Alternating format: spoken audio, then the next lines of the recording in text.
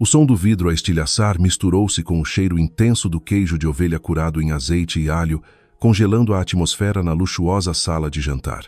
Eu acabara de sair da cozinha, ainda com uma tigela de caldo verde fumegante nas mãos, e fiquei paralisada perante a cena que se desenrolava.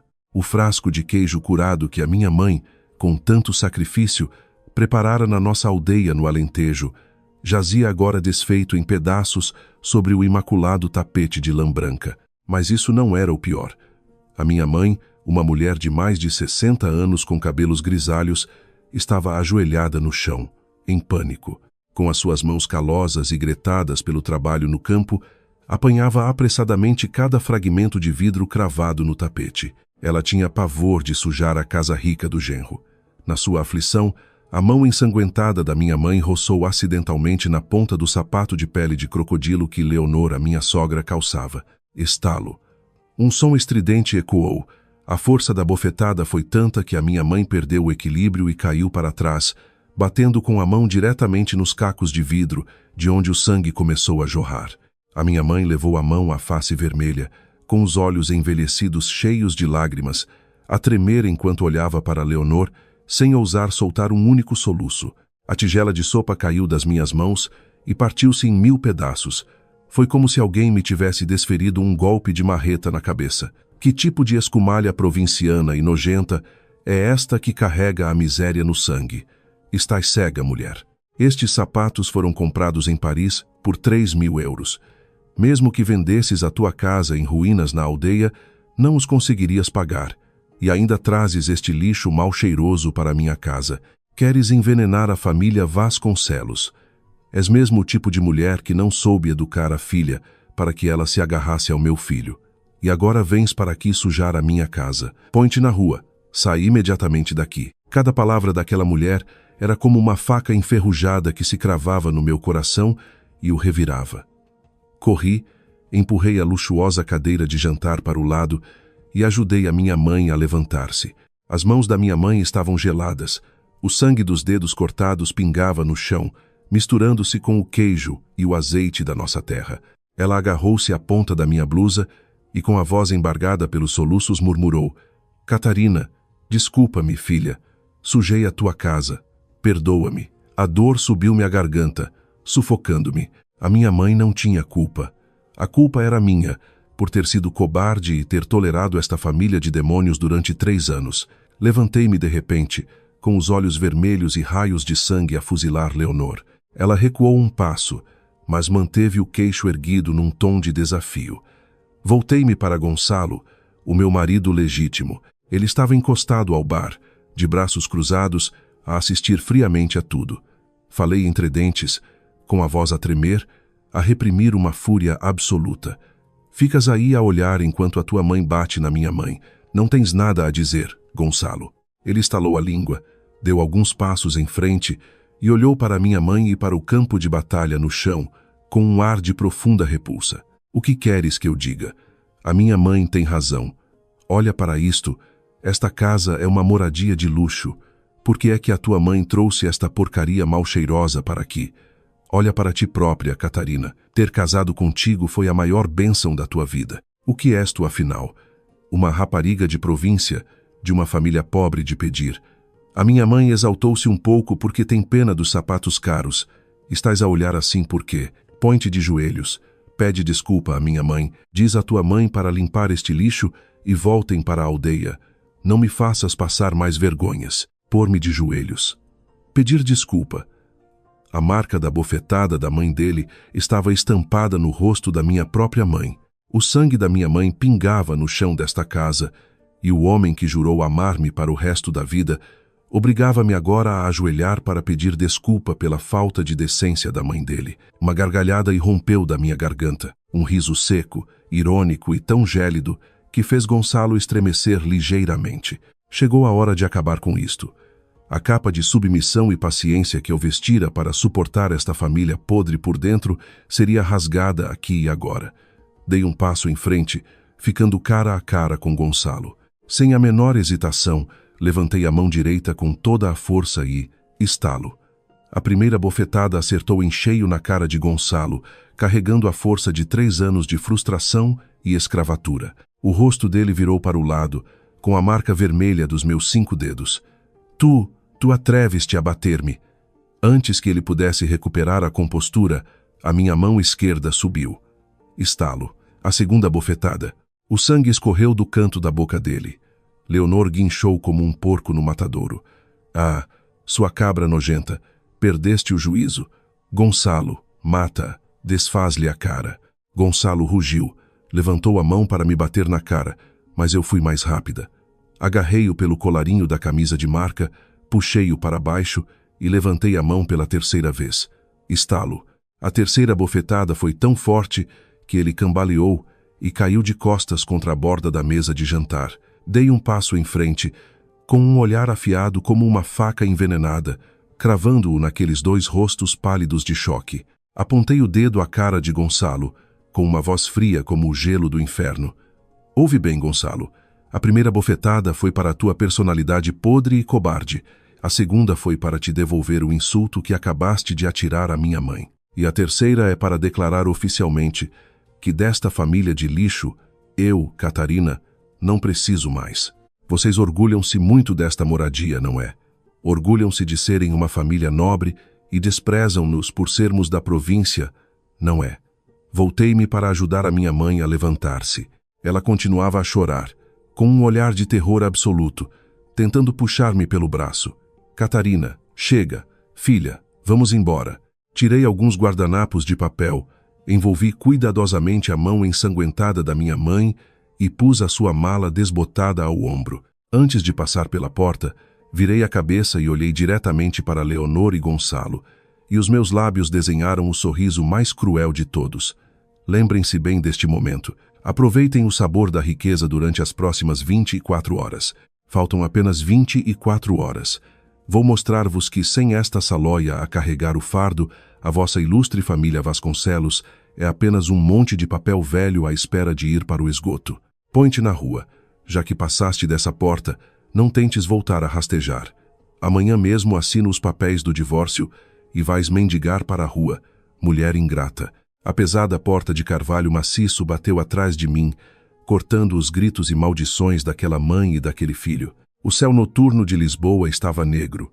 O vento soprava rajadas frias no meu rosto, mas o meu coração, nesse momento, ardia com a chama da vingança. Chamei um táxi, levei a minha mãe diretamente ao hospital mais próximo para desinfetar e ligar os ferimentos, e depois aluguei a suíte presidencial num hotel de luxo na Avenida da Liberdade.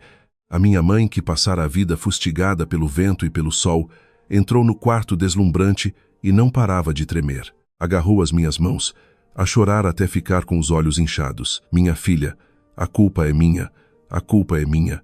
Vim para aqui e estraguei-te a vida, fiz com que deixasses o teu marido. Como vais viver agora, filha? Ajoelhei-me ao lado da cama, encostando o meu rosto banhado em lágrimas à mão enfaixada da minha mãe. Mãe, eu não perdi marido nenhum. Acabei de atirar lixo fora para salvar a minha própria vida. Acredita em mim. A tua filha nunca mais deixará que ninguém te maltrate.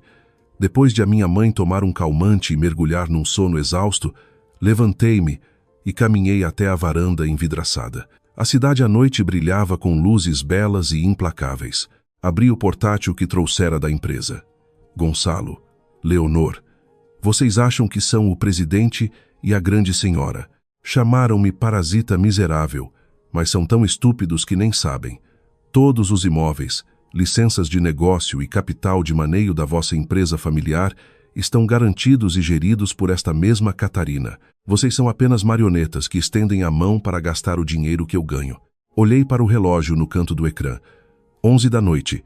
Começa a contagem decrescente das 24 horas. Cliquei na aplicação do banco da empresa.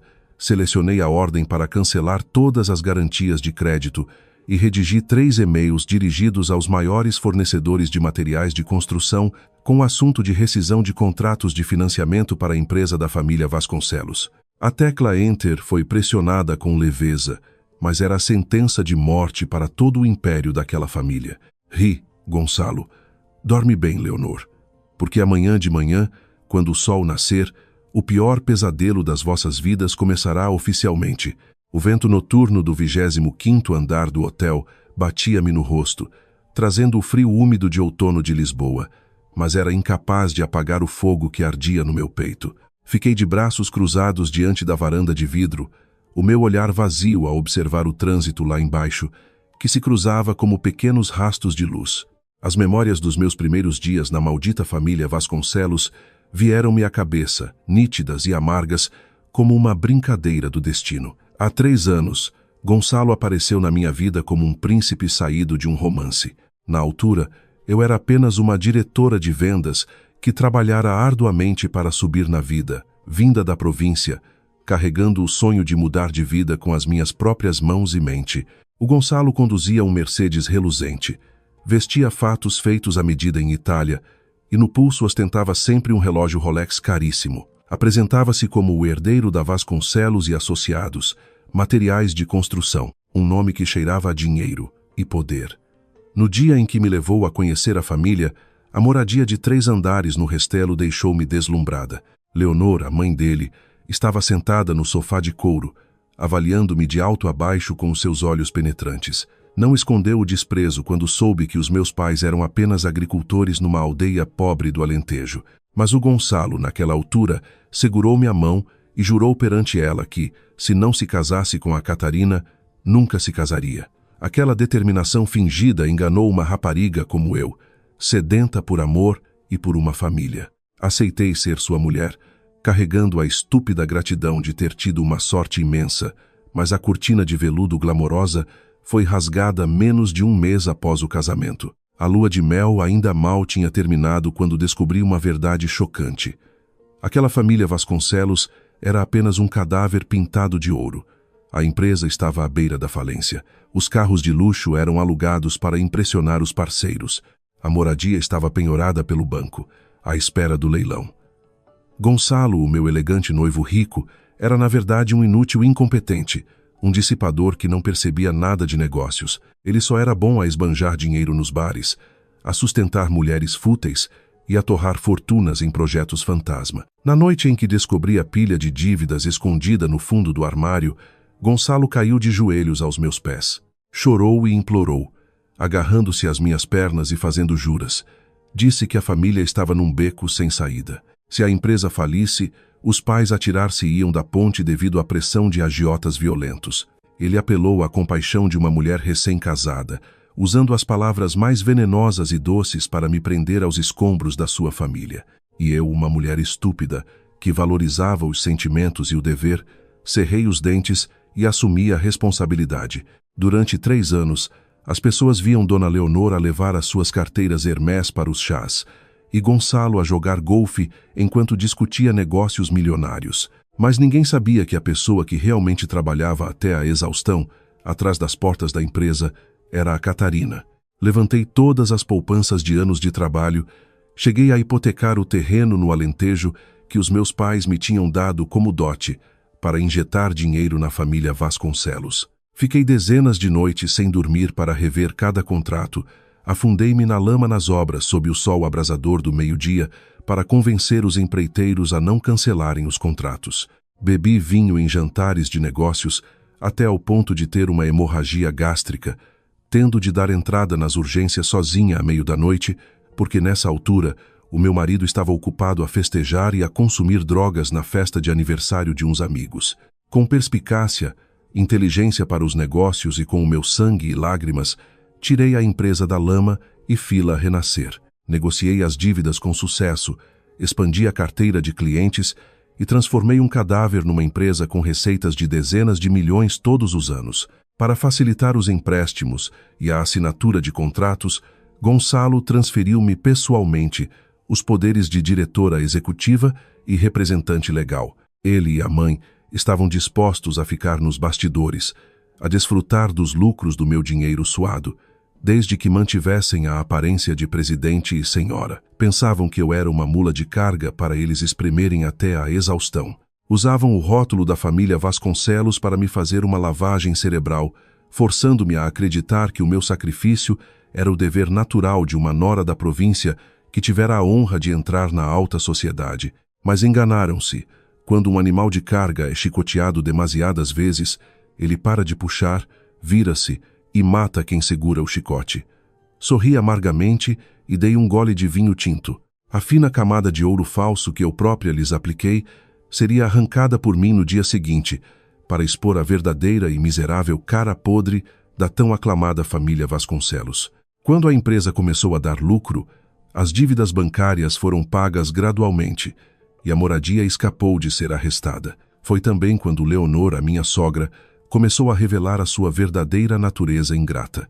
Antes, quando a família Vasconcelos estava atolada em dívidas, ela vivia de forma humilde num apartamento antigo, à espera da minha salvação. Mas assim que a tempestade passou, mudou-se imediatamente para a moradia, a pretexto de ser a mãe que vinha cuidar do filho e da nora. No primeiro dia em que pôs os pés em casa, o ambiente tornou-se sufocante. Ela parou no meio da sala de estar, lançou um olhar arrogante aos móveis que eu comprara com meu salário e atirou friamente: que casa tão lúgubre e tão foleira.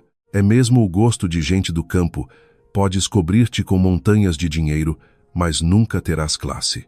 Esse foi apenas o tiro de partida para uma campanha de abuso psicológico cruel que ela chamava de tirar o cheiro à província da nora. Leonor começou a interferir em todos os cantos da minha vida. Numa tarde, ao chegar à casa exausta do trabalho, descobri que o meu roupeiro fora revirado. As minhas roupas de trabalho compradas em lojas normais, os vestidos de seda que eu adorava, tudo tinha sido enfiado em sacos de lixo pretos espalhados em frente à casa de banho. Corri para baixo em pânico e perguntei o que se passava. Leonor estava sentada descontraidamente a limar as unhas, a beber um chá de camomila. Olhou-me com desdém. Deitei tudo fora. És nora da família Vasconcelos. Quando sais à rua, tens de manter a dignidade do teu marido. Ao vestires esses trapos comprados na feira, as pessoas vão dizer que eu maltrato os criados. A partir de amanhã vais tu mesma comprar roupa de marca. Se não tens dinheiro, pede ao Gonçalo. Não tragas esses hábitos foleiros e miseráveis da tua família para sujar esta casa. A revolta bloqueou-me a garganta, mas mordi o lábio e calei-me. Disse a mim mesma que ela era a minha sogra. As pessoas mais velhas às vezes são conservadoras e dão importância às aparências, mas a minha paciência só fez aumentar a maldade dela. Criticava tudo o que eu fazia. Acordei às 5 da manhã para preparar uma sopa de pedra bem recheada para o pequeno almoço da família. Ela provou uma colher e cuspiu para o caixote do lixo, queixando-se aos gritos. Meu Deus, que sabor a gente salóia é este?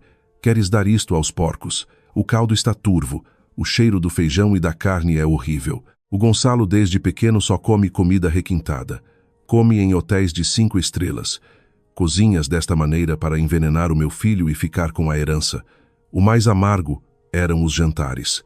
Apesar de ser eu a suportar todas as finanças, a pessoa que esgotava as energias no mundo dos negócios para trazer dinheiro, quando me sentava à mesa, era sempre tratada como uma criada. Ela obrigava-me a sentar na ponta da mesa, perto da cozinha, para que me levantasse convenientemente para servir o arroz e a sopa a ela e a Gonçalo. Houve dias em que cheguei tarde, depois de jantares com clientes, com o estômago a arder de dor. Ao chegar à casa, a minha porção de comida era apenas ossos e restos, uns restos de legumes frios abandonados num prato. Ela proibia a empregada de guardar comida para mim, com a justificação de que ela anda a trabalhar ou anda na rua a vender-se para chegar a esta hora. Quem não sabe cuidar da família come o que sobra, e se não comer, deem aos cães. Nesses momentos, onde estava o Gonçalo? Estava sentado no sofá, agarrado ao telemóvel, a ver futebol ou a jogar videojogos. Quando lhe perguntava, em lágrimas, por que permitia que a mãe tratasse a mulher daquela maneira, ele apenas lançava palavras tão rudes que faziam o meu coração gelar. Tem calma, a minha mãe já está velha, não ligues ao que ela diz. Ouve o que ela diz. Não te tira nenhum pedaço de carne, és a nora. Engoles um bocado e a casa fica em paz. Qual é o mal? Não esteja sempre com esse discurso da igualdade a falar com a minha mãe. As mulheres que se casam devem saber estar no seu lugar, ficar no seu lugar.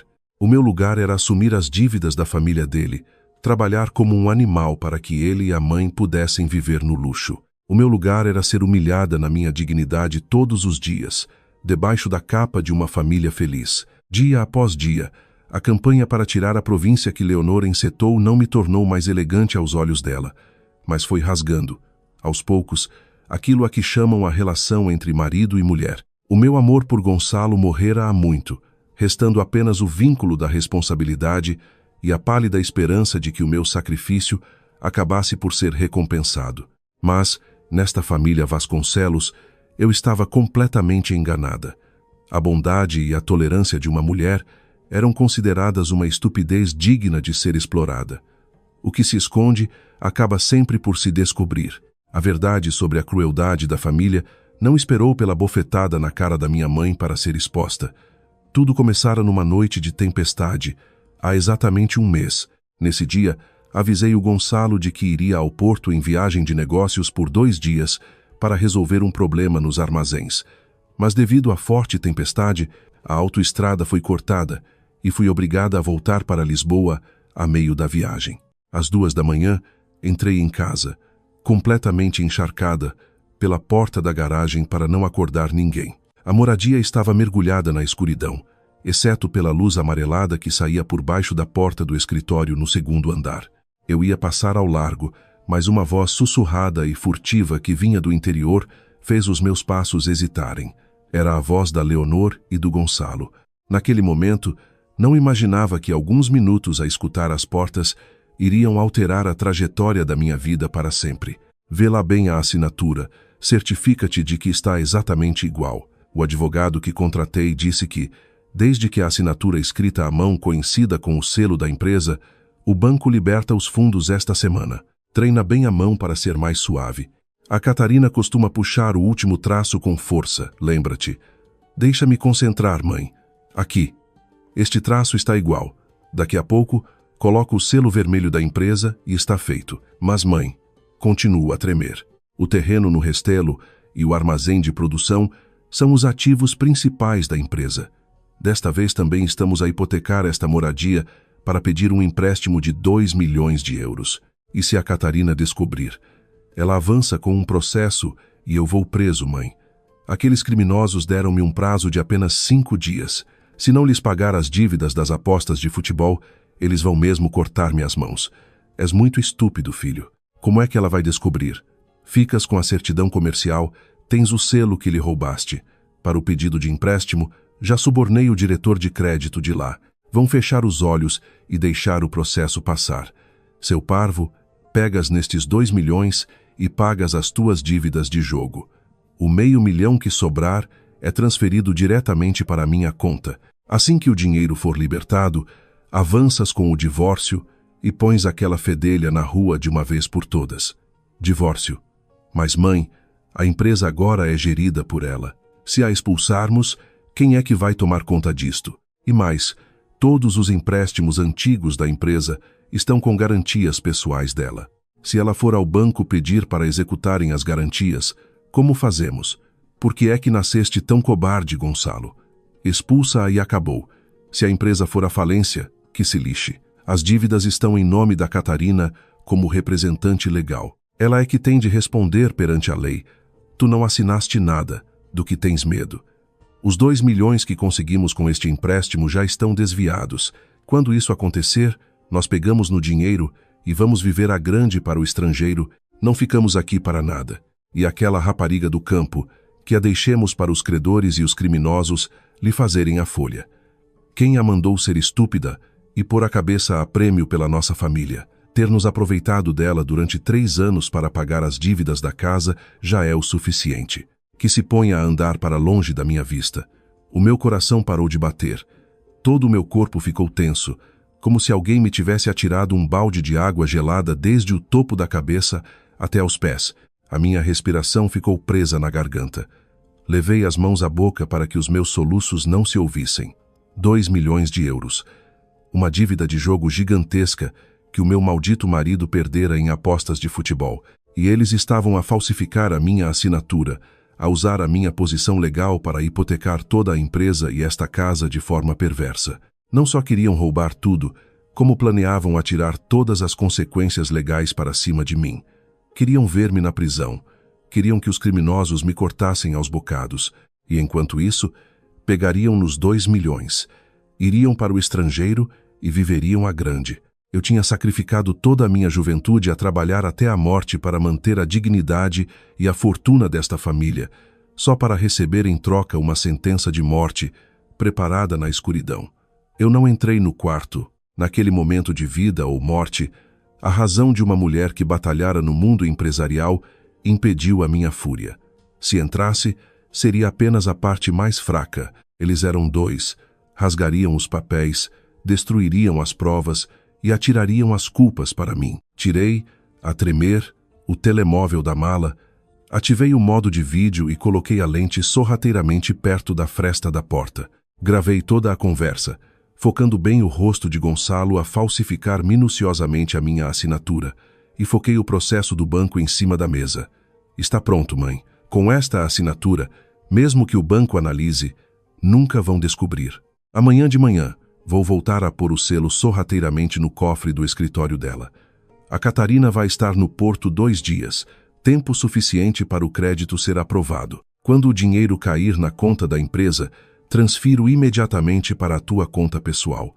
Tem cuidado, faz as coisas de forma limpa. Quando isto terminar, eu arranjo-te uma noiva de boa família, uma rapariga de linhagem importante, e não esta pacóvia esfarrapada, que além de pobre e salóia, ainda nem sequer sabe dar filhos como a Catarina. Olhar para a cara dela todos os dias já me dá vômitos. Dá-lhe vômitos. A minha indignação transformou-se numa frieza implacável e assustadora. Puxei o telemóvel para trás e guardei o vídeo numa nuvem encriptada com extrema segurança. Dei meia volta e saí, em silêncio, da moradia, embrenhando-me na chuva torrencial e na noite escura.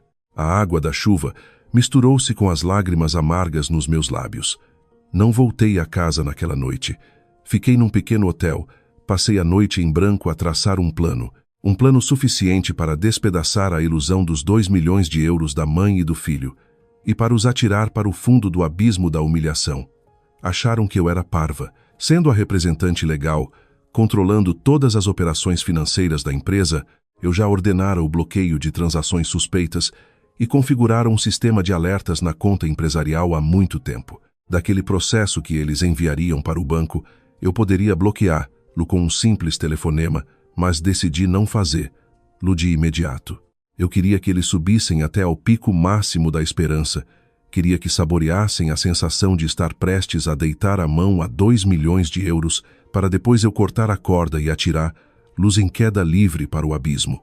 O incidente de ontem, em que bateram a minha mãe, foi apenas a gota de água, o catalisador que me deu a desculpa legítima para acelerar este plano impiedoso. Gonçalo, Leonor, seus miseráveis. O contrato falso debaixo daquela porta foi a certidão de óbito que vocês assinaram com as próprias mãos para as vossas vidas. As memórias daquela noite chuvosa em que descobri a falsificação transformaram-me, de uma mulher submissa, numa loba solitária que no escuro afiava as suas garras em silêncio. Não quis criar alarmes. Continuei a ir trabalhar, a cozinhar, a sorrir resignada perante os insultos da Leonor, continuando a representar o papel de esposa dedicada ao lado daquele canalha do Gonçalo. Mas, cá no fundo, eu estava a fazer a contagem decrescente, dia após dia, para ser eu própria a cortar a respiração desta família podre. Todo o meu plano seria executado de forma silenciosa e gélida, se não tivesse ocorrido um acontecimento inesperado que atingiu o meu único ponto fraco, a minha mãe. Foi numa manhã do início de outubro, num dia de outono frio em Lisboa. Eu estava sentada no meu escritório, colada aos extratos bancários, a preparar o golpe final, quando o meu telemóvel tocou. No ecrã, o nome Mamã. Involuntariamente, um raro sorriso quente desenhou-se nos meus lábios, por entre os dias pesados de rancor. Catarina, filha, a mãe está na estação de 7 Rios. Estás muito ocupada no trabalho. Se estiveres, não te preocupes com a mãe. Eu apanho um táxi e pergunto como se chega à tua casa. Trouxe-te algumas coisas da nossa terra. Trouxe coisas da terra. A voz genuína, a tremer de frio e abafada pelo ruído das ruas movimentadas, apertou-me o coração. A minha mãe, uma mulher que toda a vida viveu na aldeia, habituada aos campos e às hortas, apanhou o autocarro da Rede Expressos de madrugada para vir a Lisboa visitar a filha que se casara longe. Agarrei na minha mala apressadamente.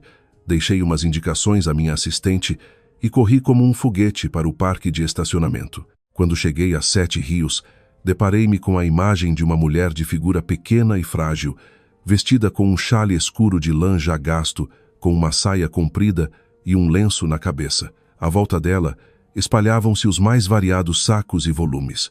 Um garrafão de azeite do Alentejo, chouriços caseiros, pão alentejano e, abraçado ao peito com muito cuidado, o tal frasco de vidro envolto em vários sacos de plástico. Era o frasco de queijo de ovelha curado em azeite e alho, a iguaria da qual eu tanto gostava na minha infância. A minha mãe estava encolhida no meio do movimento da estação, com um olhar inocente à procura da filha. Gritei por ela e corri para abraçar aquela figura pequenina. O cheiro de suor misturado com o campo, o odor familiar da roupa dela, chegou-me ao nariz e quase libertou num choro tudo o que eu vinha a reprimir. A minha mãe acariciou-me as faces com as suas mãos ásperas e calosas, sorrindo e quase a chorar. Ai, filha, vais para o trabalho de carro e andas tão magra. A mãe já te disse, por muito rica que seja a família do teu marido, tens de saber comer e alimentar-te bem. A mãe trouxe-te uns chouriços e azeite bom da nossa terra, e aquele frasco de queijo curado. Nesta altura, com a mudança de tempo, as minhas articulações doem-me muito, mas a mãe aguentou-se acordada para te preparar o queijo. Pedi tanto ao motorista do autocarro que não pusesse nada pesado por cima para não partir. Olhei para os dedos tortos da minha mãe, que sofria de artrite, a agarrarem no frasco com firmeza, e as lágrimas ameaçaram cair. A minha mãe poupou a vida inteira, vendeu o corpo à terra sob o sol impiedoso, privou-se de comer e vestir para juntar dinheiro para eu estudar em Lisboa. Mesmo quando anunciei que casava num meio abastado, ela não exigiu festa rija. Apenas chorou e pediu-me que fosse uma boa esposa. Mal ela sabia que a filha que ela trouxera ao mundo e que protegera com a sua vida, estava a viver dias infernais debaixo da capa de luxo que a envolvia. Agarrei nas coisas, meti a minha mãe no carro e conduzi diretamente até a moradia. Pelo caminho, a minha mãe não parava de exclamar sobre a altura dos prédios, e lembrava-me de ser bem educada e de tratar a minha sogra maravilhosamente bem, para não rirem das raparigas da aldeia. Eu apenas acenava com a cabeça, mordendo o lábio para engolir a amarga verdade. O carro entrou no pátio da moradia. A minha mãe saiu timidamente do veículo. O calçado rústico, com alguns restos de terra, hesitou em pisar os degraus de mármore branco imaculado. Ajudei a minha mãe a entrar. Nesse exato momento, Leonor descia do andar de cima. Vestia uma roupão de seda caro, tinha o colar de pérolas brilhante ao pescoço e o cabelo impecavelmente arranjado de cabeleireiro. O contraste entre as duas mães naquele momento abriu-me um rasgão no coração. Uma era a minha verdadeira mãe, rural e pobre, mas que dera tudo o que tinha à sua filha. A outra era a minha sogra, luxuosa e radiante, mas com uma alma pútrida, vivendo como um parasita a chupar o sangue da nora. Leonor parou no último degrau. Os olhos dela percorreram a figura encolhida da minha mãe e fixaram-se na montanha de coisas pousadas no chão. Sem um cumprimento, sem um sorriso de simpatia, tapou imediatamente o nariz, fazendo uma careta como se estivesse a cheirar um cadáver. Que cheiro é este? Catarina, que tipo de lixo é esse que trouxeste para minha casa? Quem é esta mulher plantada no meio da minha sala? A minha mãe assustou-se e apressou-se a baixar as mãos em sinal de respeito, forçando um sorriso nervoso, com o rosto cheio de timidez e receio. Bom dia, dona Leonor. Sou a mãe da Catarina. Vim da aldeia visitar a minha filha. Trouxe umas coisas da terra para lhes oferecer, azeite, uns chouriços e queijo caseiro. Coisas da terra. Leonor esboçou um sorriso de canto, revelando em pleno o seu desprezo absoluto. Com a ponta do chinelo caro, empurrou ligeiramente as coisas e atirou com a voz estridente. A minha família come produtos biológicos franceses. Pegue nessas porcarias nojentas e cheias de micróbios da província e leve-as de volta para dar aos porcos. Entrou aqui e já contaminou a casa toda. Catarina, chama a empregada, que pegue nesta tralha toda e a deite no caixote do lixo, despachem-se. Este cheiro dá-me vômitos.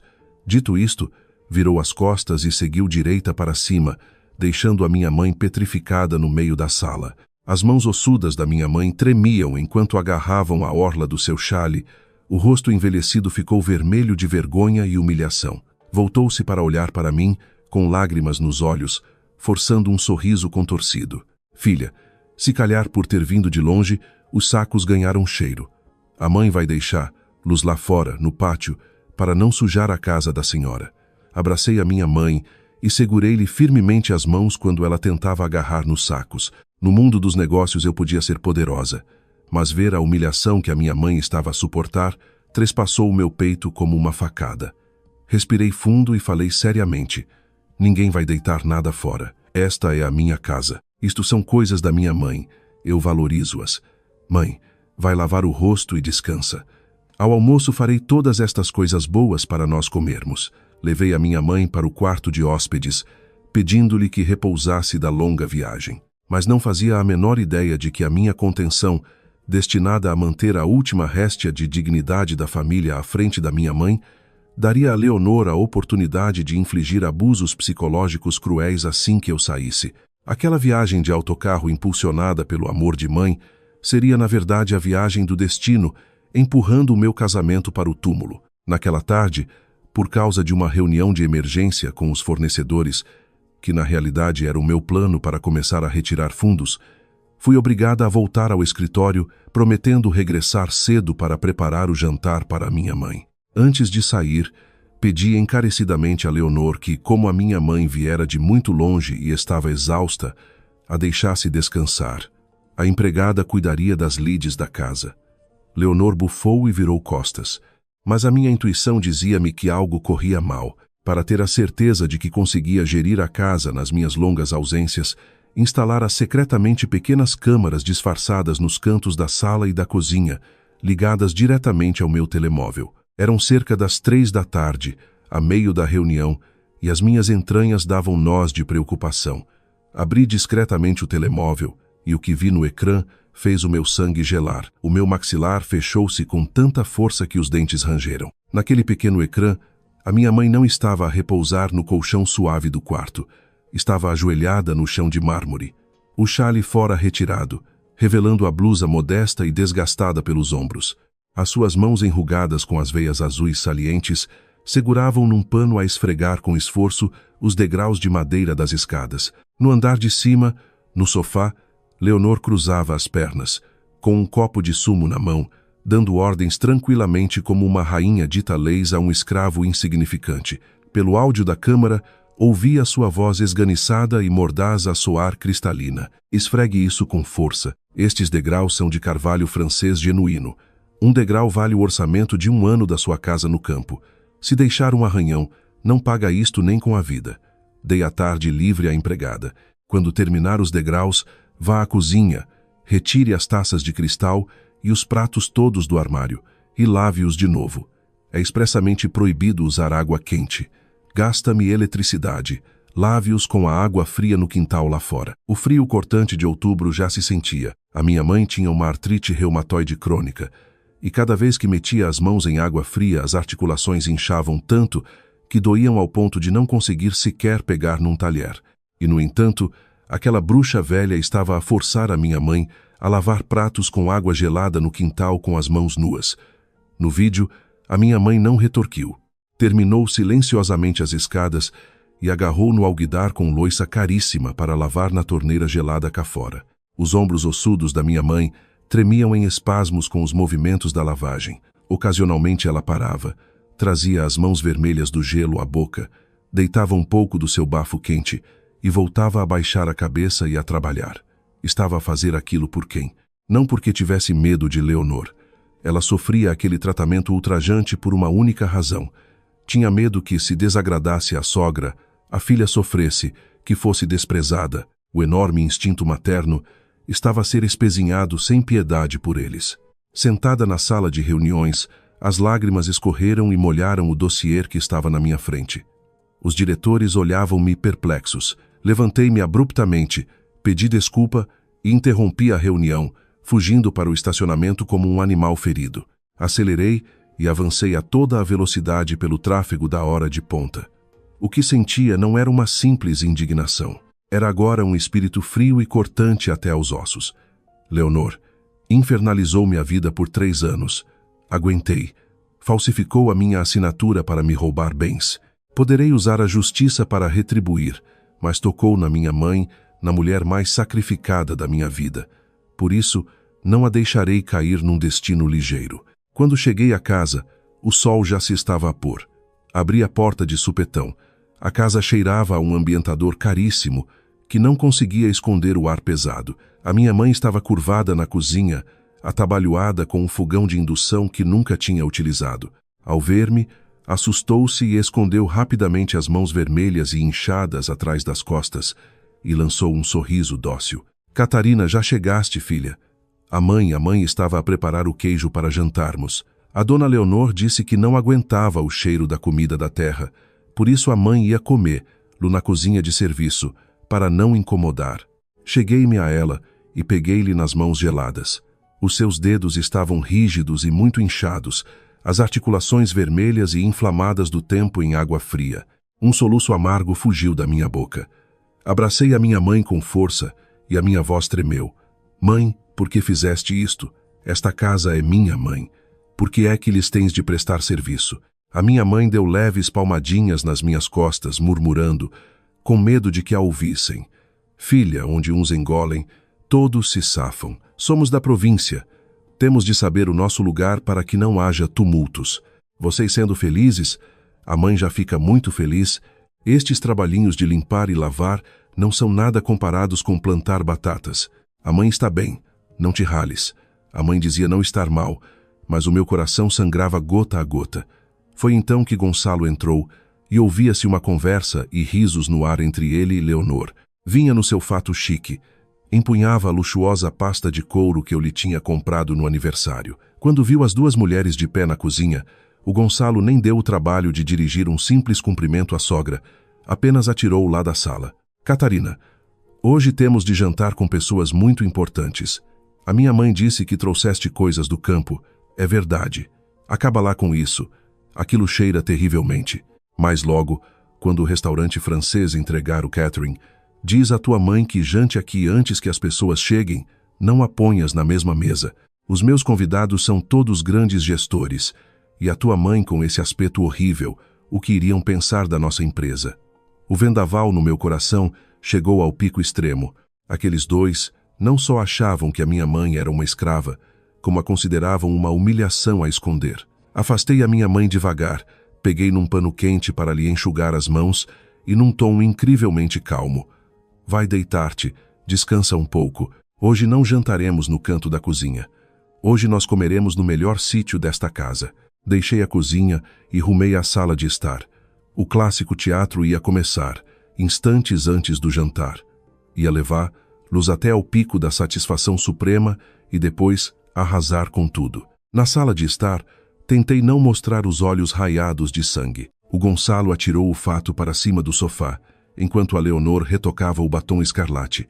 Quando me viram, os 2 entreolharam-se de repente. Um sorriso falsificado, do mais repugnante possível, surgiu-lhes no rosto. Esta reviravolta meteórica enojou-me profundamente, mas eu sabia o que pretendiam. Não havia nenhum convidado de prestígio no jantar de hoje. O único cliente VIP que eles queriam receber era exatamente a minha assinatura naquele maldito documento de procuração, a legitimar o empréstimo dos 2 milhões. Esposa querida, saíste mais cedo. Estava a brincar. Qual parceiro? Hoje não há ninguém, só a nossa família a cear juntos. A tua mãe veio passear. Mandei um restaurante encomendar os pratos com lavagante. Mais tarde a gente põe-se toda à mesa num clima afetivo. Estás cansada do dia, não é? Anda sentar-te comigo, vamos lá. Catarina, a falar sinceramente, a tua sogra esta tarde irritou-se por umas bobagens da cozinha. Não leves a mal. Eu sou muito frontal, não guardo rancor. Tu sabes. Aguentaste por nós durante 3 anos e eu e o Gonçalo estamos gratos. Ao jantar, vou partilhar o prato principal com a tua mãe para me redimir. Vem cá tomar um copo de sumo de laranja, filha. As palavras doces vindas daquelas mesmas 2 pessoas, que poucas horas antes tinham feito a minha mãe esfregar o chão e pratos com água fria. Se isto se passasse há um mês, Acho que tinha chorado de emoção a julgar que as relações familiares estavam consertadas. Mas agora, a cada palavra deles, sentia apenas as armadilhas a estalarem à minha frente. Fingi admiração. Mostrei um sorriso tímido e sentei-me na cadeira à frente deles. Mãe e filho estão hoje a encher-me de atenções. Que se passa? Gonçalo pigarreou e retirou, cautelosamente, um dossiê com um clipe, lá de dentro da sua pasta de luxo. Empurrou o dossiê devagarinho, em direção a mim, num olhar carinhoso, pretendendo ser incrivelmente responsável. O caso é o seguinte, mulher. Hoje de manhã fechamos um negócio com um parceiro num empreendimento brutal, com um lucro fantástico. Concluída a obra, a nossa família vai arrecadar 2,5 milhões limpos. Eles pedem-nos garantias bancárias e fundos em 3 dias. Estive a discutir a questão com a minha mãe. Tomamos a decisão de hipotecar o terreno no Restelo e as instalações. Vamos pedir imediatamente os 2 milhões de crédito ao banco. Isso mesmo, Catarina. Uma oportunidade assim não ocorre nem daqui a 100 anos. A nossa casa vai de vento em popa. Feito isto, o Gonçalo ainda há de comprar aquele carro que tanto querias, sabias. Só que houve um problemazinho no banco. Visto que a empresa está à tua responsabilidade e és tua representante legal, a tua assinatura física é essencial na procuração para validar o processamento disto e libertar o fundo. Basta apenas esta tua pequena assinatura. Nos termos burocráticos, eu ficarei com os ônus. Não quero saber disso. O que menos desejo é ver a minha esposa sofrer para o bem desta casa. Se rubricais ali, o dinheiro amanhã cai e teremos uma vida nova. Tu ajudas o teu marido nesta pequena empreitada. Aos olhos de Gonçalo fixados onde eu tinha que assinar, esforcei-me ao máximo para reprimir a gargalhada sarcástica de ficar com as responsabilidades. Um péssimo ator numa farsa, omitindo tudo, fingiram a minha assinatura, entregaram no banco, porém o bloqueio do alerta que eu tinha pedido acionou. Eles perceberam a suspeição pelo lado bancário e solicitaram esta confirmação final. Como eles não conseguiam fundos, o ambiente de encenação desta noite estava planeado para que eu aprovasse a minha sentença de falência. Esta folha seria o meu poço sem fim legal para legitimar essa dívida. Mas quem ganharia o capital iriam ser eles, eu a assumir os compromissos penais. Segurei o papel. Com um sobrolho erguido, comecei a lê-lo. Os seus 2 corações pareciam estar suspensos numa árvore, colados aos meus gestos de curiosidade e esperança. Então queriam encenação. Vou presentear-vos com o Oscar que conclui a vossa patética carreira da ilusão. Naquela manhã, o meu advogado pessoal fizera-me saber e garantira uma autenticação em escritura da nulidade dos contratos desde a partir do último mês, sem verificação das assinaturas dos meus fiadores legais. E assim seriam provas fundamentais numa fraude planeada por eles. Segurei na esferográfica que o Gonçalo me estendeu, simulando um tom lastimoso. Juras mesmo o que dizes? Assumes a responsabilidade. O meu pior receio, como tu sabes, é deixar o prejuízo e arruinar a vida dos meus velhos na província. Qual que, menina? Achas que não tens garantias? Este aqui tem de ser o homem da casa. Assume. A responsabilidade é para os grandes homens, como ele. Não tem de te meter problemas. Podes confirmar, sim. Está a refeição a arrefecer e a minha barriga anda com a fome. Então eu confio neles, falei docilmente. A minha mais doce falácia. Assinei a papelada imediatamente com a minha esferográfica. Naquele ínfimo de segundo que assinei o documento, Gonçalo arremessou-se, de forma fulminante. A luz radiante parecia esbugalhar num sucesso colossal, sem problemas às dobradiças da vida. Fechou o cofre de imediato e beijou com efusividade. És a mais excelente e bela rainha, meu amorzinho. Acredita-me, temos 2 milhões. Isto esteve impecável. O negócio, fantástico, sem conversas pesadas de trabalho agora. Trazemos a mãe de província conosco aqui na salinha. Não vamos faltar a champanhes caros nesta refeição chique de todos nós. Levantei e acenei, e o cenário perfeito final do Gonçalo na mente parecia glorificado à minha volta. Ele dirigiu aos licores e às garrafas caras. Parecia vitorioso, no entanto o abismo iria engoli-los por uma lâmina. O nosso grande momento não podia deixar a prenda para o fim da festa. Olhei de forma imperceptível. As sentenças finais dos guilhotinados estavam agora nos espetáculos supremos da execução. O desenlace seria brutal. O assassinato frio deste ambiente da mesa de jantar terminaria com umas bofetadas colossais. É exatamente a mesma cena infernal que observaram nos parágrafos iniciais, e aqui arranca a tragédia. A matança silenciosa das 24 horas estava a iniciar. A porta do hotel no centro de Lisboa abafou o som da confusão dos turistas noturnos. De rua, a noite calma possuía apenas a sinfonia elegante de aromas finos de luxo. Os meus pés afundaram-se nas alcatifas. Havia o sossego da mãe sem conseguir, no meio deste isolamento, perceber. Desloquei a mãe, pousei a minha velha cansada na maravilhosa base sedosa do leito requintado. A enorme candelária cristalina que ofuscava da beleza fazia luz direta na sua face, muito fragilizada dos sofrimentos com as mazelas à luz de ter desmaiado e soluçado sem controlo da emoção. As suas mãos mantiveram-se abraçadas. Sentia um receio perverso de denegrir o lençol majestoso com o aspecto que o ambiente lhe ditava. Catarina, ouviu-se o som rasgado de respirações quebradas no soluço dos chorares da mãe. Este local impõe custos gigantes. Se tiveres com despesas e menos economias, eu posso voltar num sítio banal sem problema, filha. Por que é que esbanjas o dinheiro desta forma? Para o quê? Ajoelhei de uma perna no estrado.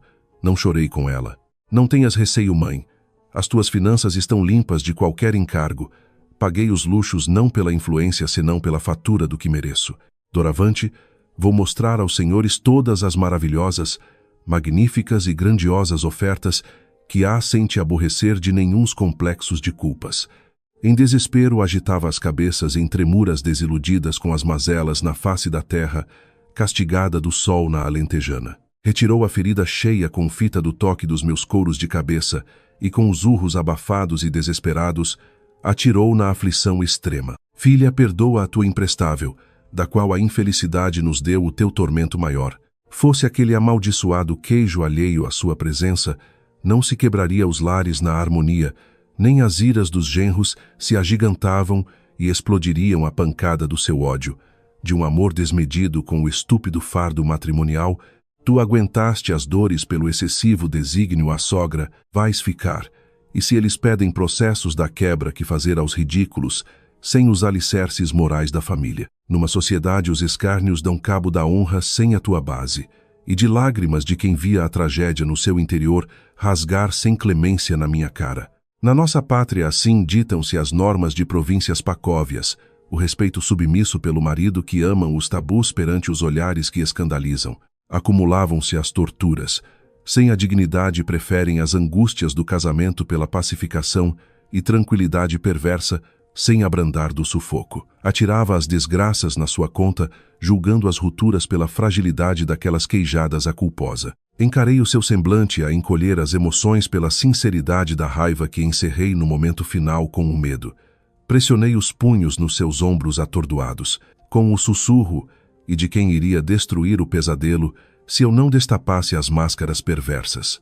Pedi as atenções absolutas da confissão, num rigor de paciência para o entendimento firme sem rodeios.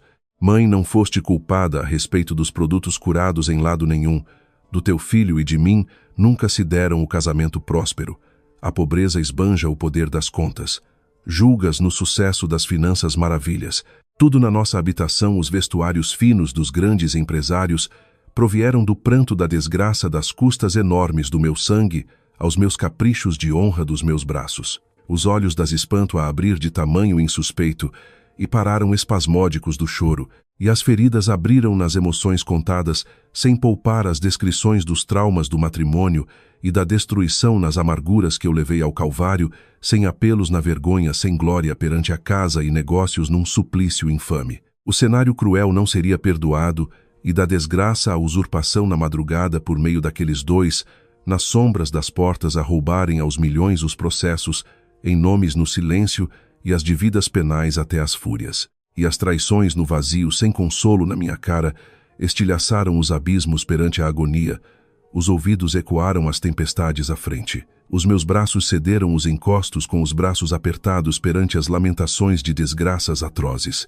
Ó divino do céu e meu destino, porque és uma desgraça infeliz no percurso tortuoso dos homens maus, com os demônios sem humanidade nenhuma destas mentes macabras perante os males da desgraça e infortúnio absoluto, sem remédios possíveis das loucuras humanas perante os sentimentos das suas intenções, porque és silenciosa nos perigos, das armadilhas da falsidade oculta nos escândalos.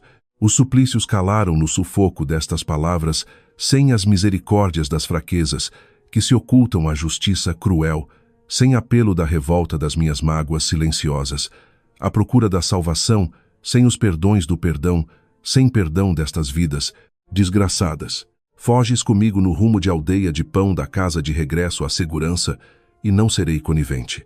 Bati ligeiramente ao acalmar as aflições, a desvanecer do meu encosto, e acariciei-lhe os desenganos dos espasmos no fundo, os sentimentos de prantos a apaziguar o fim do encobrimento com o conforto, na certeza inabalável nas certezas, perante os factos iminentes e inalteráveis as decisões do FIS, viri, perdão não voltarão perante a ausência.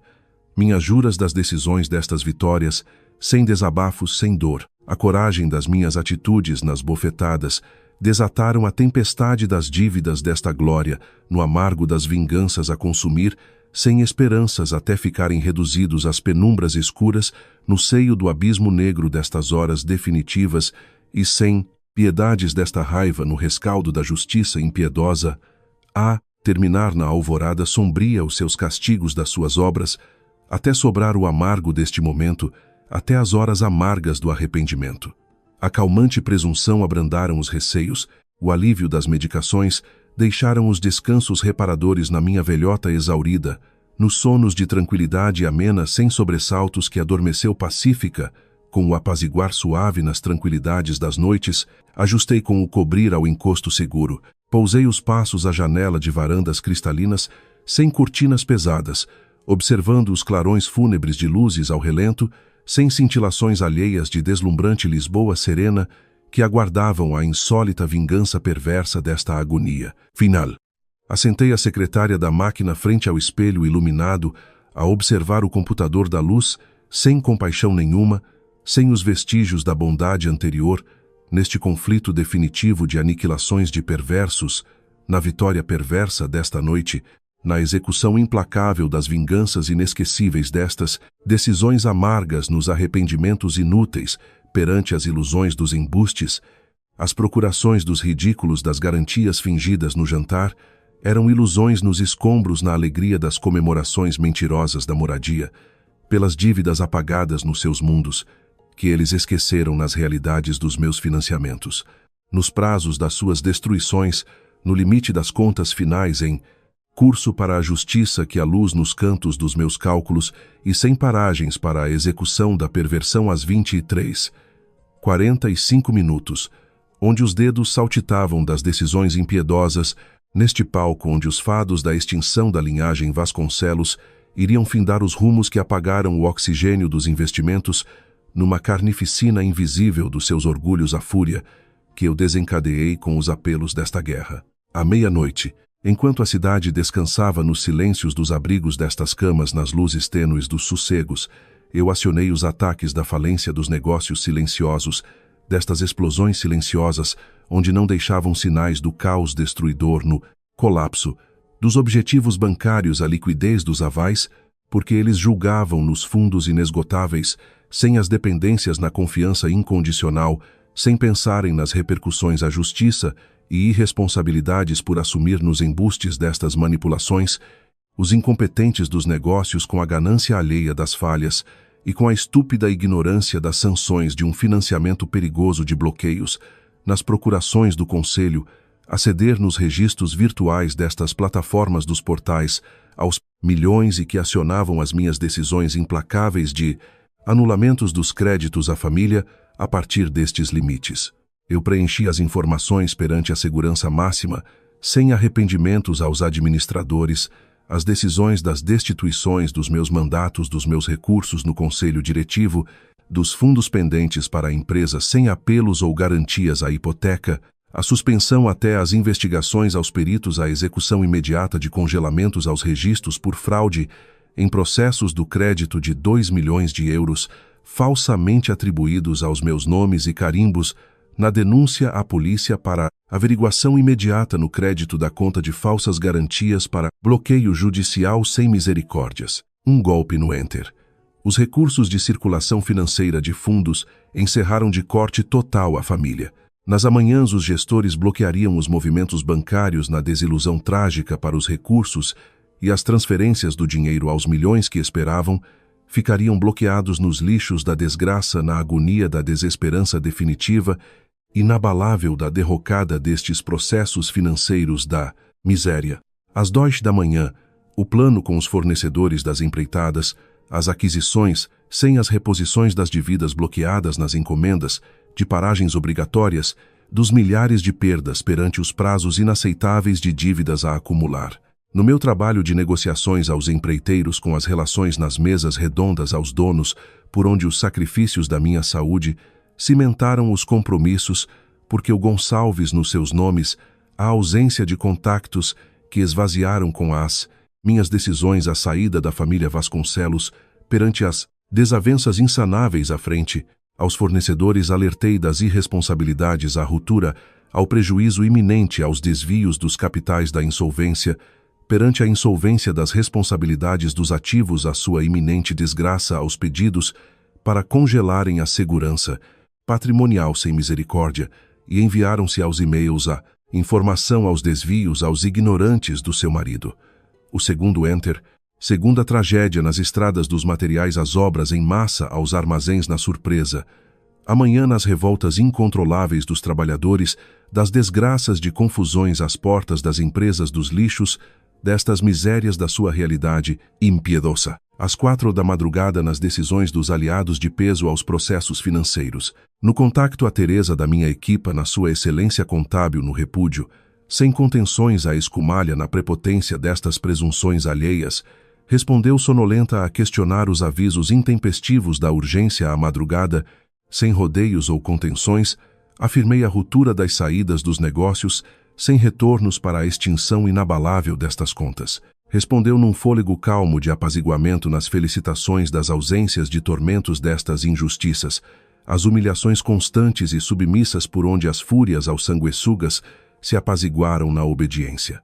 A solicitação do resgate às contas virtuais, às provas bancárias dos jogos às fraudes, nas despesas destas burlas a cópia das assinaturas dos despedimentos finais, perante a afronta, sem apelos à saída onde a demissão perante os abusos da entrega na arrogância matinal ao presidente nas certezas dos milhões de euros, o embate desgraçado perante os bloqueios às fúrias e a saída de todos e equipamentos intocados nas desgraças dos seus desfechos, nos processos à desilusão.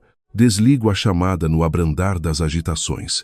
O amanhecer com as luzes tímidas das nuvens pálidas ao silêncio gélido do descanso, perante a fúria das convulsões de um colapso arquitetado com precisão e da extinção, perante as retiradas destas veias do negócio destas armações ruidosas de falcatruas prestes aos estilhaços fúnebres destas mentiras, que não mais respirariam os mesmos esplendores que outrora nas glórias falsificadas com as minhas chamas da purificação vingativa a apagar para sempre.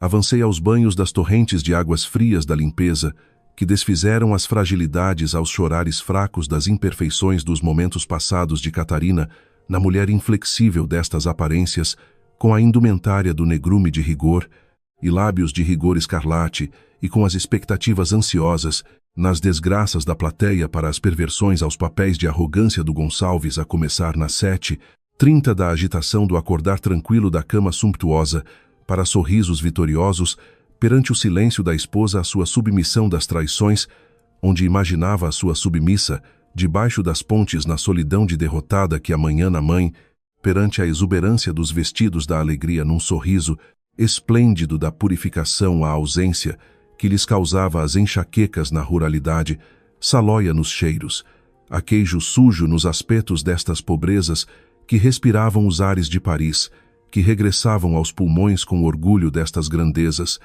esfregar os apetites destas ilusões perversas, confirmavam a assinatura enganadora e os processos e transferências aos balcões centrais à entrega, que faria dos milhões ao resgate destas dívidas penosas aos gangues, nas apostas para as tranquilidades ao exterior europeu, perante a glória destas filhas da política de luxo, nestes divórcios cruéis, e ilusões infindáveis destes planos macabros na escuridão, perante o brilho das ostentações nas riquezas à sua frente, que a Catarina lhes financiava. Às 8h15 as partidas arrogantes à chegada de Gonçalo à presidência compassadas de superioridades, nos silêncios agudos de trabalhadores ansiosos na azáfama dos arrumos, o desdém na sua perplexidade pelo desprezo, no chamamento impaciente pela Teresa, para as ordens das consultas de saldos, perante os atrasos destas desgraças e sem apelos.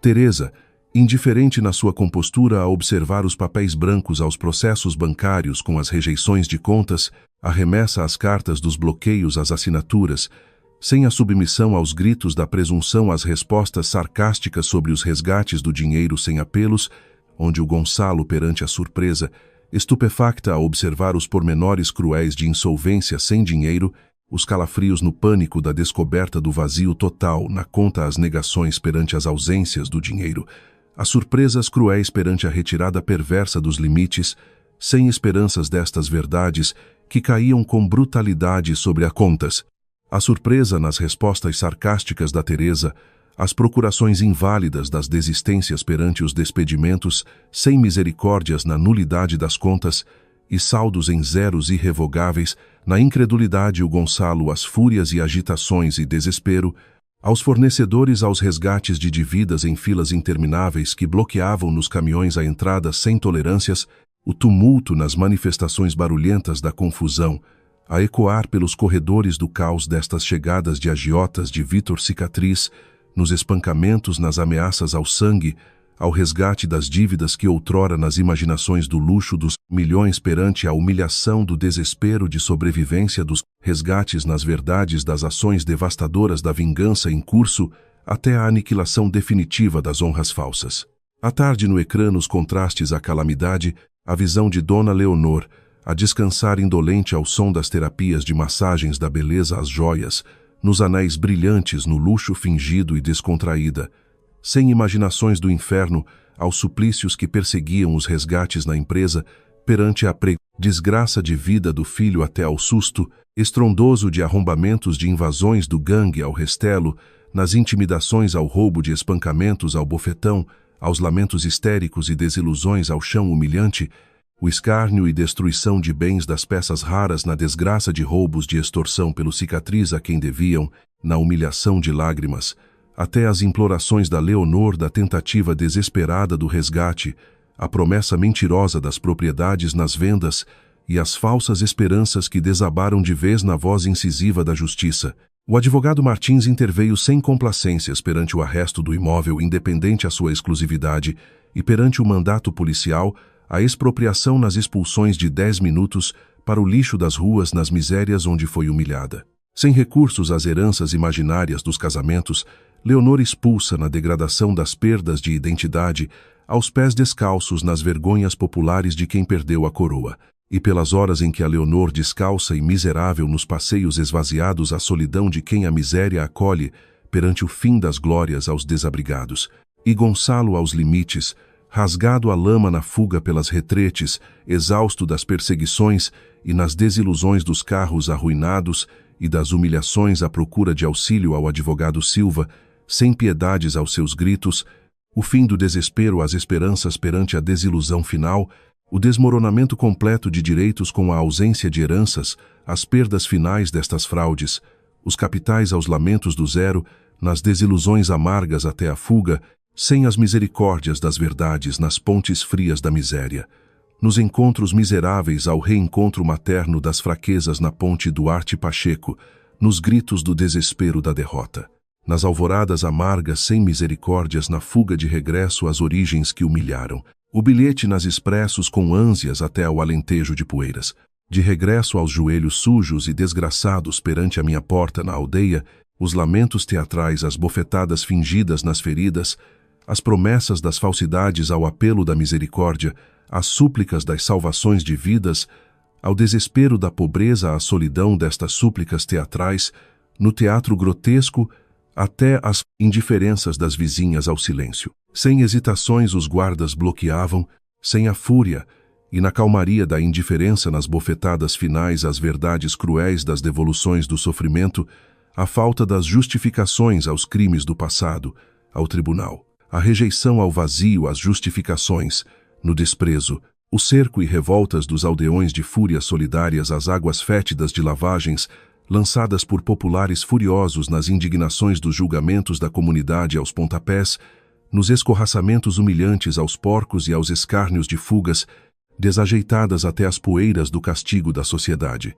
Ao tribunal na capital, sem hesitações, as separações definitivas, de separações rigorosas nas perdas definitivas, a falência, a responsabilidade dos vícios da dependência na ruína, sem resgates de direitos nas separações, perante o meu triunfo das ausências das glórias, perante a queda.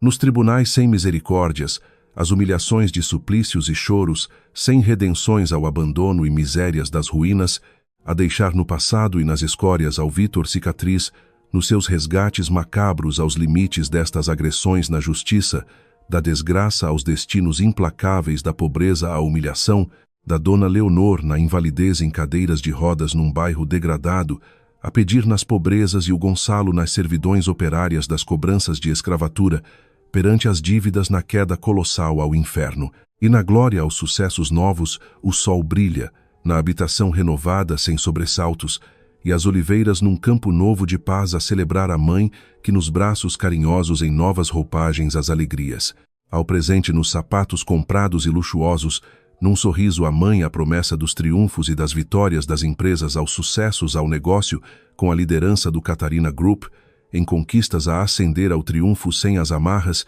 na redenção às independências, a sabedoria aos avisos dos orgulhos e das independências nos fins destes silêncios onde as mulheres levantam, e a glória destas memórias no alentejo e nas paz das conquistas, no paladar do queijo curado nas conquistas eternas das vontades das vitórias, sem retrocessos no coração livre e eterno da libertação e do valor dos triunfos nas mulheres que encontram, e na liberdade do alívio desta história nos meus voos, com os desejos ao meu encontro, com os encorajamentos às conquistas, de uma força a partilhar e celebrar a paz final nestas madrugadas maravilhosas, onde as mulheres podem quebrar o que for, para serem felizes sem receio destas amarguras, e para viver os voos livres no destino, com a luz do amanhã e da liberdade.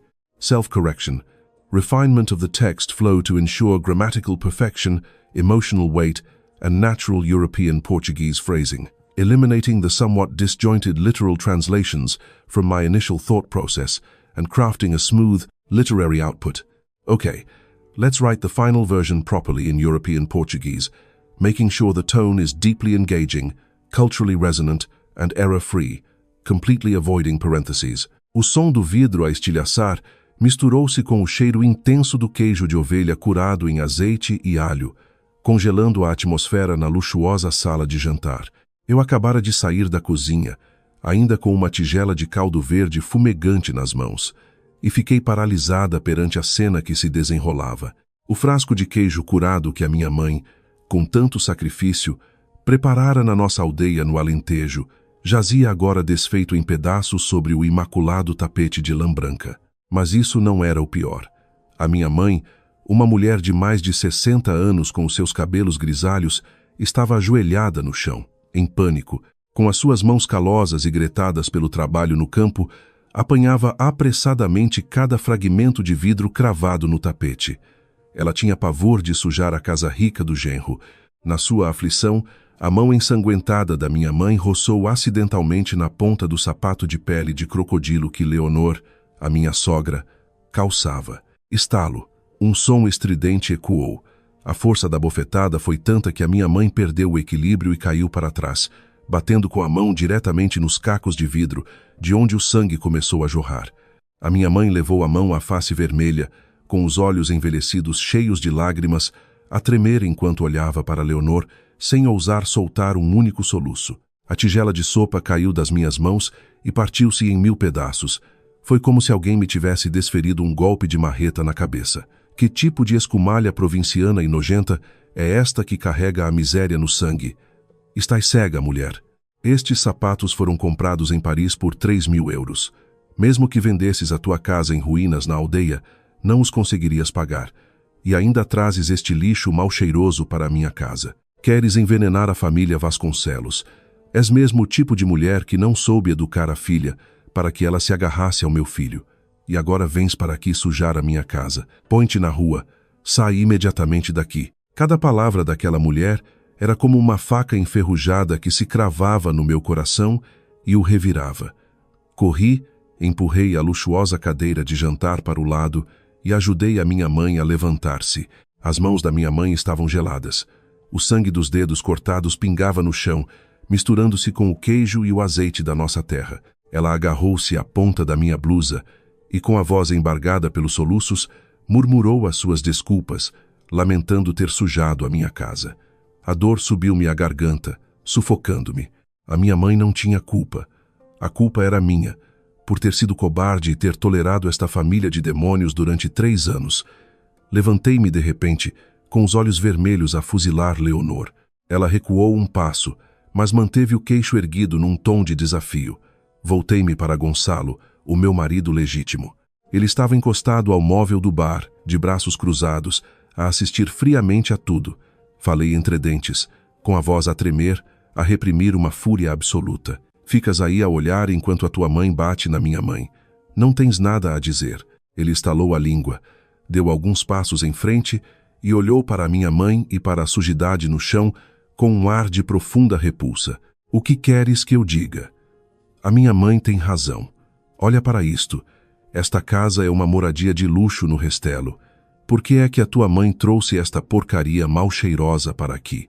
Olha para ti própria, Catarina. Ter casado comigo foi a maior bênção da tua vida. O que és tu, afinal? Uma rapariga de província, de uma família pobre. A minha mãe exaltou-se porque tem pena dos sapatos caros. Estás a olhar assim por quê? Põe-te de joelhos. Pede desculpa à minha mãe. Diz à tua mãe para limpar este lixo e voltem para a aldeia. Não me faças passar mais vergonhas. Pôr-me de joelhos. Pedir desculpa. A marca da bofetada da mãe dele estava estampada no rosto da minha própria mãe. O sangue da minha mãe pingava no chão desta casa e o homem que jurara amar-me obrigava-me agora a ajoelhar para pedir desculpa pela falta de decência da mãe dele. Uma gargalhada irrompeu da minha garganta. Um riso seco, irônico e tão gélido que fez Gonçalo estremecer. Chegou a hora de acabar com isto. A capa de submissão e paciência que eu vestira para suportar esta família podre por dentro seria rasgada aqui e agora. Dei um passo em frente, ficando cara a cara com Gonçalo. Sem a menor hesitação, levantei a mão direita com toda a força. Estalo. A primeira bofetada acertou em cheio na cara de Gonçalo, carregando a força de 3 anos de frustração e humilhação. O rosto dele virou para o lado, com a marca vermelha dos meus dedos. Tu atreves-te a bater-me. Antes que ele pudesse recuperar a compostura, a minha mão esquerda subiu. Estalo. A segunda bofetada. O sangue escorreu do canto da boca dele. Leonor guinchou. Sua pacóvia nojenta. Perdeste o juízo. Gonçalo. Mata. Desfaz-lhe a cara. Gonçalo rugiu, levantou a mão para me bater, mas eu fui mais rápida. Agarrei-o pelo colarinho da camisa de marca, puxei-o para baixo e levantei a mão pela 3ª vez. Estalo. A terceira bofetada foi tão forte que ele cambaleou e caiu de costas contra a borda da mesa. Dei um passo em frente, com um olhar afiado como uma lâmina, cravando-o naqueles 2 rostos pálidos de choque. Apontei o dedo à cara de Gonçalo, com uma voz fria como o gelo. Ouve bem, Gonçalo. A primeira bofetada foi para a tua personalidade podre e cobarde. A segunda foi para te devolver o insulto que acabaste de atirar à minha mãe. E a terceira é para declarar oficialmente que desta família de escória, eu, Catarina, não preciso mais. Vocês orgulham-se muito desta moradia, não é? Orgulham-se de serem de boas famílias e desprezam-nos por sermos do campo.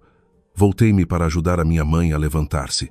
Ela continuava a chorar, com um olhar de terror, tentando puxar-me pelo braço para irmos embora. Tirei uns guardanapos, envolvi cuidadosamente a mão ensanguentada da minha mãe e pus a sua mala desgastada ao ombro. Antes de passar pela porta, virei a cabeça e olhei diretamente para Leonor e Gonçalo, e os meus lábios desenharam o sorriso mais cruel de todos. Lembrem-se bem deste momento. Aproveitem o sabor da riqueza durante as próximas 24 horas. Faltam apenas 24 horas. Vou mostrar-vos que, sem esta salóia a carregar o fardo, A vossa ilustre família Vasconcelos é apenas um monte de papel à espera de ir para o lixo. Põe-te na rua. Já que passaste dessa porta, não tentes voltar a rastejar. Amanhã mesmo assina os papéis do divórcio e vais mendigar, mulher ingrata. A pesada porta bateu atrás de mim, cortando os gritos e maldições daquela mãe e daquele filho. O céu noturno de Lisboa estava negro. O vento soprava rajadas frias no meu rosto. Mas o meu coração, nesse momento, ardia com a chama da vingança. Chamei um táxi, levei a minha mãe diretamente ao hospital mais próximo para desinfetar e ligar os ferimentos e depois aluguei a suíte presidencial num hotel de luxo na Avenida da Liberdade. A minha mãe, que passara a vida fustigada pelo trabalho, entrou no quarto deslumbrante e não parava de tremer. Agarrou as minhas mãos, a chorar. Minha filha, a culpa é minha. Vim para aqui e estraguei-te a vida. Fiz com que deixasses o teu marido. Como vais viver agora? Ajoelhei-me ao lado da cama, encostando o meu rosto banhado em lágrimas à mão enfaixada da minha mãe. Mãe, eu não perdi marido nenhum. Acabei de atirar lixo fora para salvar a minha própria vida. Acredita em mim, a tua filha nunca mais deixará que ninguém te maltrate. Depois de a minha mãe tomar um calmante e mergulhar num sono exausto, levantei-me e caminhei até a varanda envidraçada. A cidade à noite brilhava com luzes belas e implacáveis. Abri o portátil que trouxera da empresa. Gonçalo e Leonor. Acham que são os donos do mundo. Chamaram-me parasita miserável, mas são tão estúpidos que nem sabem. Todos os imóveis, licenças de negócio e capital de maneio da vossa empresa familiar estão garantidos e geridos por esta mesma Catarina. Vocês são apenas marionetas que estendem a mão para gastar o dinheiro que eu ganho. Olhei para o relógio no canto do ecrã. 11 da noite. Começa a contagem decrescente das 24 horas. Entrei na aplicação do banco. Selecionei a ordem para cancelar todas as garantias de crédito e redigi 3 e-mails dirigidos aos maiores fornecedores de materiais de construção com o assunto de rescisão de contratos com a família Vasconcelos. A tecla foi pressionada com leveza, mas era a sentença de morte para todo o império deles. Ri, Gonçalo. Dorme bem, Leonor, porque amanhã de manhã, quando o sol nascer, o pior pesadelo das vossas vidas começará oficialmente. O vento noturno do 25º andar do hotel batia-me no rosto, trazendo o frio úmido de Lisboa, mas era incapaz de apagar o fogo que ardia no meu peito. Fiquei de braços cruzados a observar o trânsito lá embaixo. As memórias dos meus primeiros dias na maldita família Vasconcelos vieram-me à cabeça, nítidas e amargas. Há 3 anos, Gonçalo apareceu na minha vida como um príncipe. Na altura, eu era apenas uma diretora de vendas que trabalhara arduamente para subir na vida, vinda da província, carregando o sonho de se ingrar com as minhas próprias mãos. O Gonçalo conduzia um Mercedes reluzente, vestia fatos feitos à medida e ostentava um relógio caríssimo. Apresentava-se como o herdeiro de uma grande empresa de materiais de construção, um nome que cheirava a dinheiro e poder. No dia em que me levou a conhecer a família, a moradia de 3 andares no Restelo deixou-me deslumbrada. Leonor, a mãe dele, estava sentada no sofá de couro, avaliando-me de alto a baixo. Não escondeu o desprezo quando soube que os meus pais eram apenas agricultores no Alentejo. Mas o Gonçalo, naquela altura, segurou-me a mão e jurou que, se não se casasse comigo, nunca se casaria com ninguém. Aquela determinação enganou uma rapariga sedenta por amor. Aceitei ser sua mulher, mas a cortina de veludo foi rasgada menos de 1 mês após o casamento. A lua de mel mal tinha terminado quando descobri uma verdade chocante. A família Vasconcelos era uma fraude. A empresa estava à beira da falência. Os carros eram alugados. A moradia estava penhorada pelo banco. Gonçalo, o meu noivo requintado, era na verdade um inútil, que não percebia nada de negócios. Ele só era bom a esbanjar dinheiro e a torrar fortunas. Na noite em que descobri a pilha de dívidas escondida, Gonçalo caiu de joelhos aos meus pés. Chorou e implorou. Disse que a família estava num beco sem saída. Se a empresa falisse, os pais atirar-se-iam da ponte devido à pressão dos agiotas.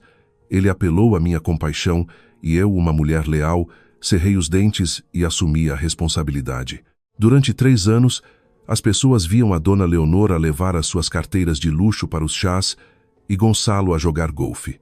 Ninguém sabia que quem trabalhava até a exaustão Era a Catarina. Levantei todas as minhas poupanças, hipotequei o terreno no Alentejo que os meus pais me tinham dado para injetar dinheiro na empresa. Passei noites sem dormir. Afundei-me na lama nas obras para convencer os empreiteiros a não cancelarem contratos. Tive uma hemorragia gástrica de tanto fechar negócios em jantares, tendo de ir para as urgências sozinha à meio da noite, porque o meu marido estava ocupado numa festa de amigos. Com perspicácia e sangue, suor e lágrimas, tirei a empresa da lama. Negociei as dívidas com sucesso, expandi a carteira de clientes e criei lucros de milhões. Para facilitar os empréstimos, Gonçalo transferiu-me os poderes de diretora executiva e representante legal. Ele e a mãe estavam dispostos a ficar nos bastidores a desfrutar do meu dinheiro suado, assumindo o papel de donos. Pensavam que eu era uma mula de carga. Usavam a linhagem dos Vasconcelos para me manipular, forçando-me a acreditar que o meu sacrifício era o dever natural de uma nora da província que tivera a sorte de entrar na alta sociedade. Mas enganaram-se.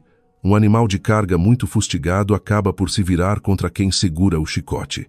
Sorri amargamente. A fina camada de ouro que eu lhes pusera seria arrancada para expor a verdadeira miséria da família.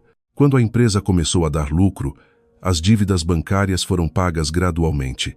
Foi também quando Leonor começou a revelar a sua verdadeira natureza. Antes, ela vivia de forma humilde à espera da minha salvação. Assim que a tempestade passou, mudou-se para a moradia. No primeiro dia, o ambiente tornou-se sufocante. Ela lançou um olhar arrogante aos móveis que eu comprara e atirou secamente que era tudo foleiro e sem classe. Esse foi o início de uma campanha de abuso psicológico cruel. Numa tarde, ao chegar à casa exausta, descobri que o meu roupeiro fora revirado. As minhas roupas, que eu adorava, tinham sido enfiadas em sacos de lixo. Corri a perguntar o que se passava. Leonor estava a limar as unhas e disse que deitara tudo fora. Disse que eu tinha de manter a dignidade do meu marido e que as pessoas achariam que ela maltratava a criadagem. Disse para eu ir comprar roupa de marca para não trazer hábitos saloios para a casa dela. A revolta bloqueou-me a garganta, mas calei-me. A minha paciência só aumentou a maldade dela. Criticava tudo o que eu fazia. Acordei cedo para preparar uma boa sopa caseira e ela cuspiu tudo para o caixote do lixo, gritando que aquilo era comida para dar aos porcos e que eu queria envenenar o filho dela. O mais amargo eram os jantares. Apesar de ser eu a suportar todas as finanças, quando me sentava à mesa, era tratada como uma criada. Ela obrigava-me a sentar na ponta da mesa para que me levantasse para servir. Houve dias em que cheguei tarde. Ao chegar a casa, a minha porção de comida era apenas ossos e restos abandonados. Ela proibia a empregada de guardar comida para mim, justificando que não sabia cuidar da família.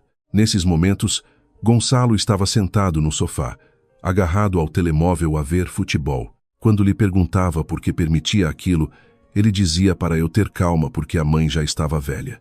Dizia que eu era a nora e que devia engolir para haver paz. Dizia que as mulheres deviam saber estar no seu lugar. O meu lugar era assumir as dívidas da família dele para que vivessem no luxo. O meu amor por Gonçalo morrera há muito. A verdade sobre a crueldade da família não esperou pela bofetada na cara da minha mãe para ser exposta. Tudo começara numa noite de tempestade, há exatamente um mês. Eu ia ao porto em negócios por 2 dias, mas devido à forte intempérie, a autoestrada foi cortada e fui obrigada a voltar para Lisboa. Às 2 da manhã, entrei em casa em silêncio. A luz amarelada saía por baixo da porta do escritório. Uma voz sussurrada fez os meus passos hesitarem. Era Leonor e Gonçalo. Naquele momento não imaginava que uns minutos a escutar as portas mudariam tudo. Estavam a combinar a falsificação da minha assinatura. O advogado deles garantira que o banco libertaria os fundos se o selo da empresa estivesse certo. Estavam a hipotecar a moradia para pedir um empréstimo de 2 milhões de euros para cobrir dívidas de jogo. O Gonçalo estava desesperado porque criminosos exigiam o dinheiro, caso contrário cortariam-lhe as mãos. A Leonor encorajou-o.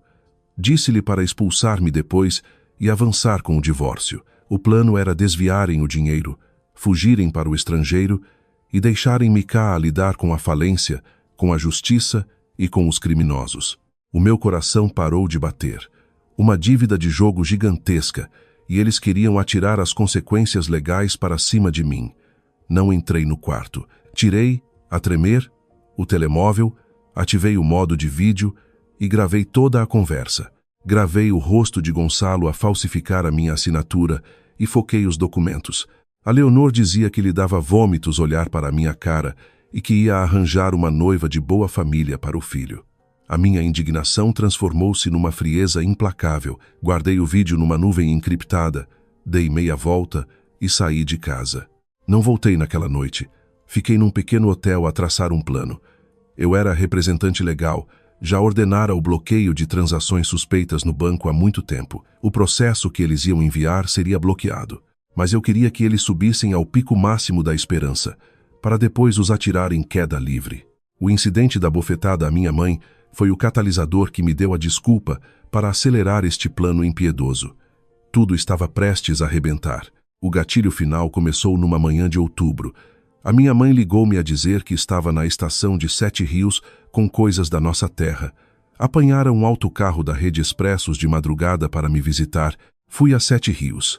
A minha mãe estava lá com um garrafão de azeite do Alentejo, chouriços caseiros, pão alentejano e um frasco de queijo de ovelha curado em azeite e alho, do qual eu tanto gostava. A minha mãe sorriu, dizendo que a mudança de tempo lhe dava dores nas articulações, mas que aguentara para me preparar o queijo. Levei-a para a moradia. Ela estava tímida. Nesse momento, Leonor descia do andar de cima e, ao ver as coisas, tapou imediatamente o nariz, fazendo uma careta de repulsa. Insultou os nossos produtos e mandou a empregada deitar tudo no caixote do lixo, dizendo que não queria o cheiro na casa dela. A minha mãe ficou petrificada, vermelha de vergonha. Retorqui que as coisas ficavam porque a casa era minha e levei a minha mãe a descansar no quarto. De tarde tive de voltar ao escritório para começar os meus planos. Pedi a Leonor que deixasse a minha mãe descansar, mas a intuição não me falhava. Pelas câmaras de vigilância escondidas, vi a atrocidade. A minha mãe estava ajoelhada a lavar e a esfregar as escadas de carvalho francês. A Leonor bebia sumo no sofá a dar ordens e exigiu que ela lavasse a louça de cristal com água fria no quintal lá fora. O frio cortante e a artrite da minha mãe eram excruciantes, mas a minha mãe fez tudo para que a filha não fosse prejudicada pela sogra. As lágrimas escorreram no meu escritório. Abandonei tudo e conduzi depressa até casa.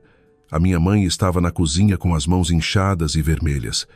Quando cheguei, o Gonçalo também entrou, arrogante. Disse que teria um jantar importante e exigiu que a minha mãe comesse restos na cozinha para não envergonhar a família. Aqueles dois não sabiam a tempestade que vinha aí. O jantar encenado deles era porque o banco tinha exigido uma procuração presencial minha, devido aos alertas de segurança que eu colocara antes. Eles fingiram afeto para me fazer assinar. Eu assinei, mas na mesma manhã, o meu advogado autenticara documentos a anular assinaturas de financiamentos duvidosos. O papel que assinei não tinha valor. Assim que a tinta secou, o Gonçalo exultou, crente de que tinha 2 milhões nas mãos. E a Leonor foi buscar champanhe. A matança silenciosa das 24 horas começou nessa noite, depois de ter saído de casa com a minha mãe. No hotel, cancelei as garantias de crédito. Os 2 milhões nunca lhes chegariam às mãos. Às 2 da manhã, enviei os e-mails aos fornecedores a denunciar a insolvência e o desvio de capitais da empresa, avisando-os para cobrarem as dívidas.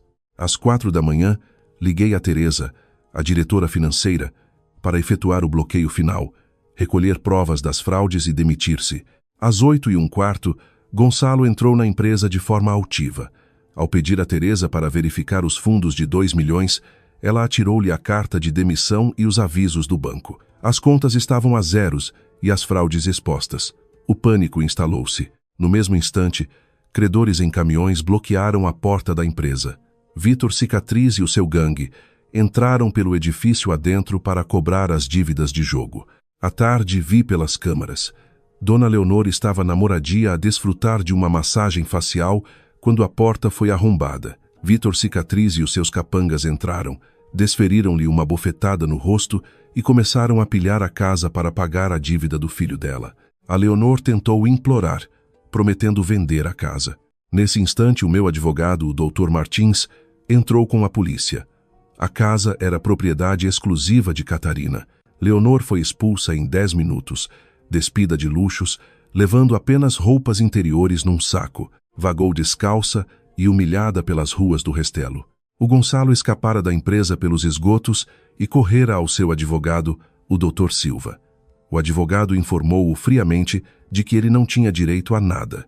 Os capitais, a casa, a empresa pertenciam unicamente a mim devido à nossa separação de bens assinada na altura das dívidas antigas. A única coisa que Gonçalo detinha era o empréstimo ilegal e o risco de prisão. Nessa noite, Gonçalo encontrou a mãe debaixo do viaduto Duarte Pacheco.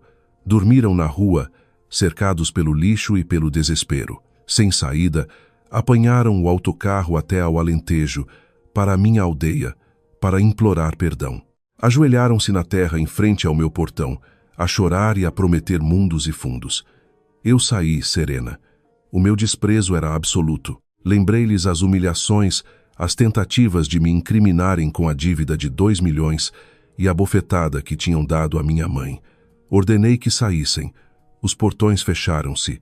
As pessoas da aldeia, sabendo o que eles me tinham feito e a fraude que tinham preparado, não perdoaram. A dona Fátima atirou-lhes um balde de águas sujas e enxotou-os dali para fora sob uma chuva de insultos. 2 semanas depois, no Tribunal de Lisboa, o divórcio foi concluído. Todo o patrimônio ficou legitimamente para mim. Gonçalo ficou com as dívidas aos criminosos. Implorou ajuda na escadaria do tribunal, mas eu recusei-me a dar-lhe um único cêntimo e fui-me embora, deixando-o à mercê do gangue que o aguardava na rua. Gonçalo acabou a trabalhar nas obras a carregar cimento para pagar a dívida aos criminosos que lhe ficavam com o salário. Leonor sofreu um acidente vascular cerebral e acabou numa cadeira de rodas a mendigar num bairro degradado na periferia de Lisboa. Na primavera, renovei a casa da minha mãe na aldeia. Fiz uma bela moradia com um pátio alentejano, laranjeiras e oliveiras.